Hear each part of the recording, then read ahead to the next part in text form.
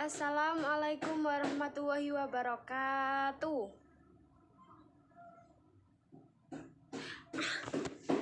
Waalaikumsalam warahmatullahi wabarakatuh. Oke,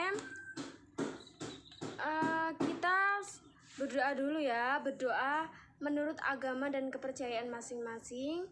Berdoa mulai.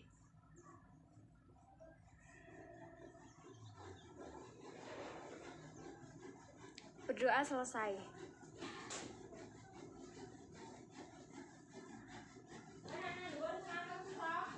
Oke, sebelumnya Ibu absen dulu ya. Biar kelihatan yang berangkat siapa, yang enggak ya. Siapa ya, kelihatan. Oke. Yang pertama Asih Nur Fitria. Mana nih orangnya? Oh ya, sebelumnya Ibu izin off cam ya, soalnya sinyal Ibu lagi susah banget di sini. Oke. Ibu absen. Yang pertama Asih Nur Fitria. Iya, Bu. Oh ya. Ini Faradibah ya? Oh, Faradibah. Oke. Iya, Bu. Muhammad Zumamudin.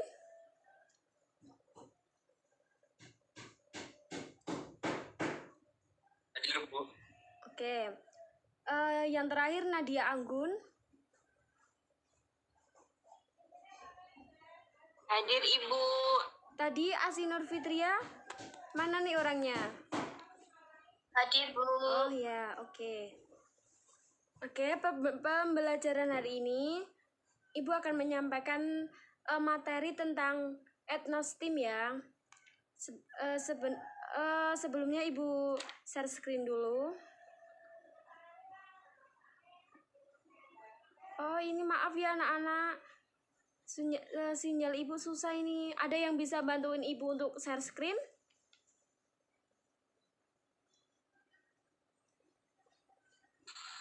Saya izin share screen, Bu. Oke. PPT-nya Ibu kirim ke WA group ya. Baik, Bu.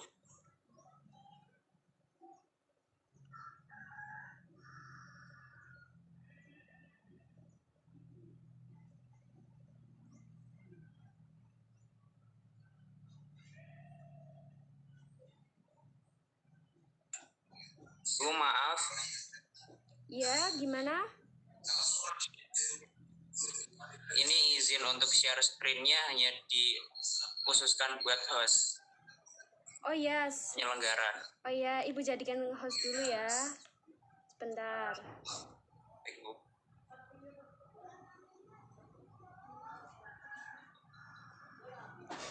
Udah bisa?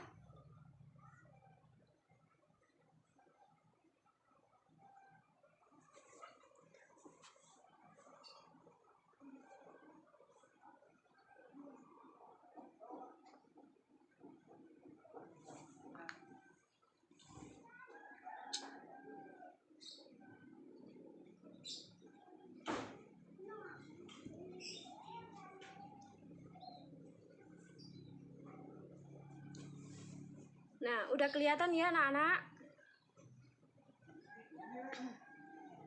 Oke, kita akan belajar tentang etnostim dalam pembuatan batik Pekalongan. Nah, ini kita nanti akan belajar tentang kaitannya dengan etnostim dan pembuatan batik. Nah, oke Mas, lanjut.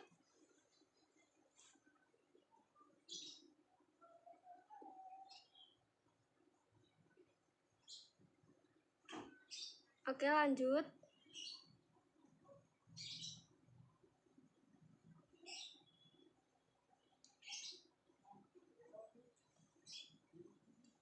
Nah, ini merupakan skema dari etnostim ya. Etnostim dalam proses pembuatan batik Pekalongan. Nanti ada suhu dan kalor, kewirausahaan, materi dan perubahannya. Dan nanti ada juga etnostim dalam berdasarkan sains ilmiah. Nanti meliputi nama ilmiah Gondorukem, nama ilmiah damar mata kucing, nama ilmiah secang, nama ilmiah tinggi.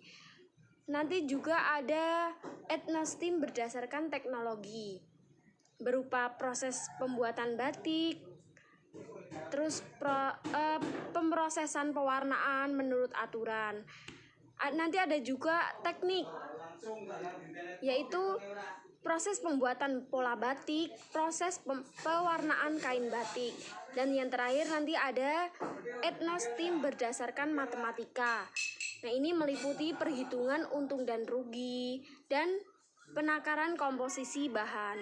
Oke, bisa dilanjut.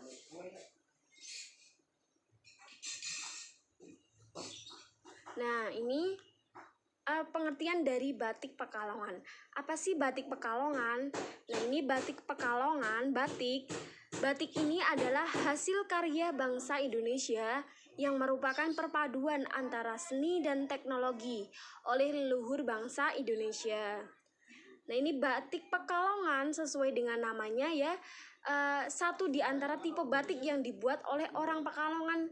Ini makanya batik Pekalongan itu namanya batik Pekalongan, berarti ya salah satunya dibuat oleh orang Pekalongan sendiri. Nah, ini sudah menjadi sebuah ikon ya, ikon Pekalongan itu berupa batik. Nah, batik Pekalongan memiliki motif khas, yaitu batik jelamprang. Tahu kan motif jelamprang itu gimana motifnya?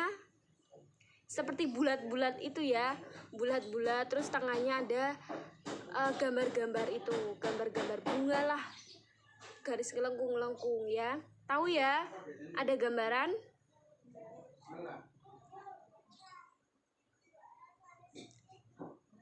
Oh ya, tahu ya. Oke. Ini bidang kajian keilmuan. Ini bidang kajian keilmuan. Itu ada suhu dan kalor. Apa sih itu suhu? Suhu merupakan ukuran untuk menyatakan panas yang tersimpan pada suatu benda. Suhu dan kalor terjadi pada saat perebusan batik atau ngelorot yang disebabkan oleh api kompor yang berasal dari gas. Terus ada kewirausahaan. Batik merupakan pakaian yang dipakai dalam acara formal maupun non-formal.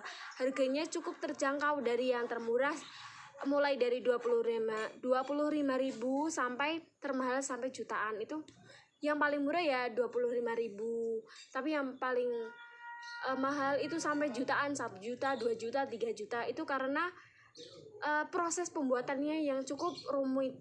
Makanya ada kain batik yang mahal. Nah, itu. Di era digital, perusahaan batik merambah bisnisnya ke dunia online sehingga mampu memberikan keuntungan yang besar. Ini terus ada materi dan perubahannya. Perubahan kimia, yaitu perubahan suatu materi yang dapat menghasilkan jenis dan sifat materi baru dari zat semula. Pada saat ngorot batik terjadi perubahan kimia. Kain batik memiliki tekstur yang menyerap sehingga apabila dilarutkan dengan pewarna maupun malam akan menghasilkan motif dan warna yang indah pada saat ngorot. Nah, itu. Oke, next.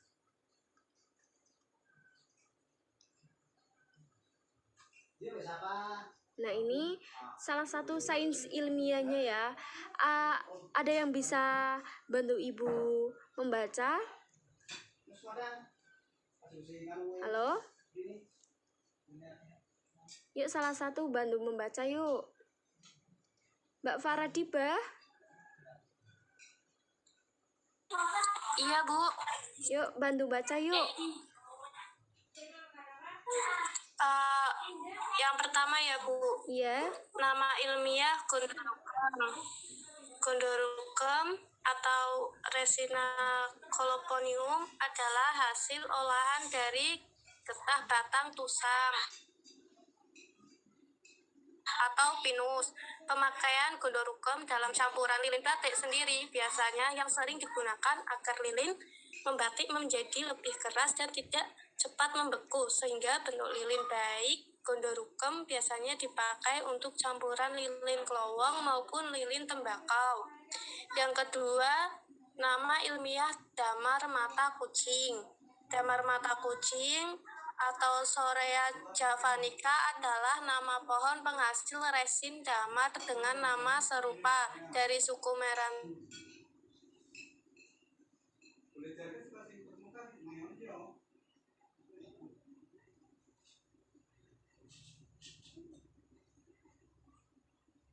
Putus ya suaranya.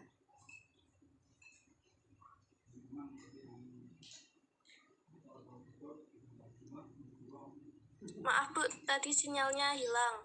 Saya lanjutkan ya. Ya. Damar mata kucing atau Sorea javanica adalah nama pohon penghasil resin damar dengan nama serupa dari suku Merantian. Dalam proses pembatikan, damar mata kucing sering dipakai sebagai campuran lilin batik. Tujuannya agar lilin batik dapat membentuk garis-garis yang baik dan menempel pada kain dengan sempurna. Oke, selanjutnya.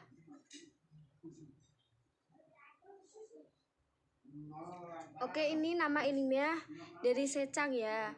Nama ilmiah dari secang bisa dilihat. Mbak Nadia Anggun ada?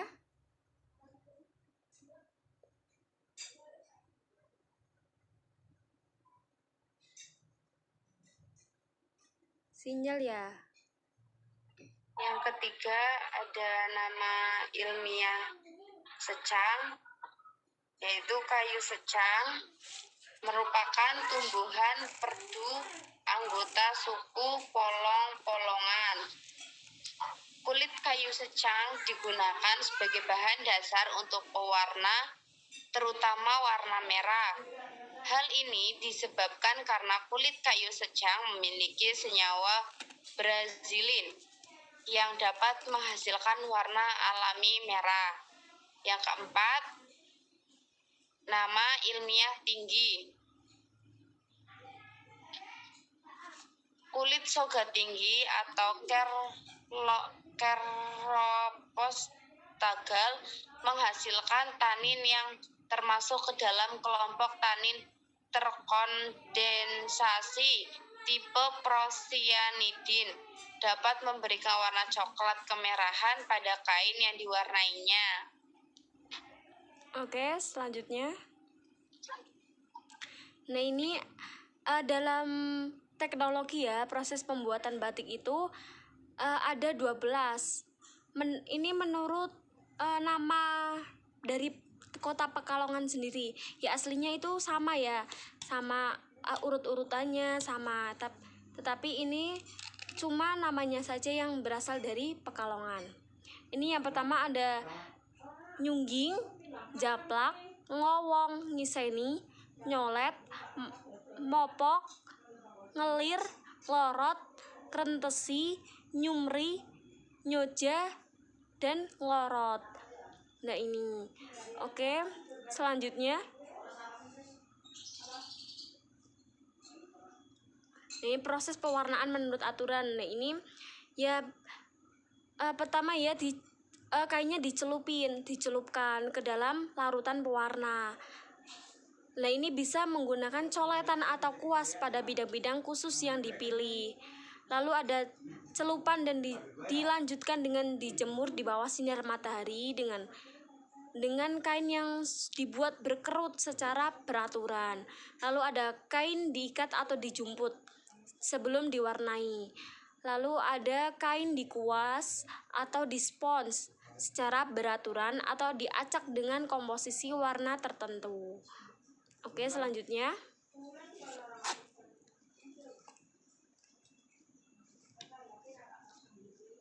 Nah ini etnostim berdasarkan teknik ya. Proses pembuatan pola batik ini dilakukan secara proses membatik. Kain yang akan digunakan sebaiknya disetrika dulu sebelum permukaannya digambar pola. Permukaan kain yang halus dan rata akan memudahkan pembuatan pola dan proses pelekatan malamnya. membuat pola di atas kain bisa dilakukan dengan menggunakan cara membuat pola dengan bantuan garis dan membuat pola dengan menjiplak dengan menggunakan pensil. Pensil yang digunakan memiliki ukuran ketebalan pada jenis pensil 3B atau 4B. Tahu ya pensilnya yang biasa buat nulis itu? Halo anak-anak? Kayaknya suara ibu terputus-putus ya. Udah next aja, next.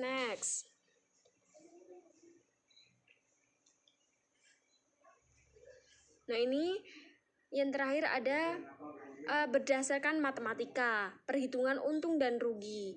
Perhitungan untung dan rugi dalam sekali pembelian bahan. Misalnya dalam penjualan terdapat 10 baju batik. Harga satu batik itu misalnya 380.000.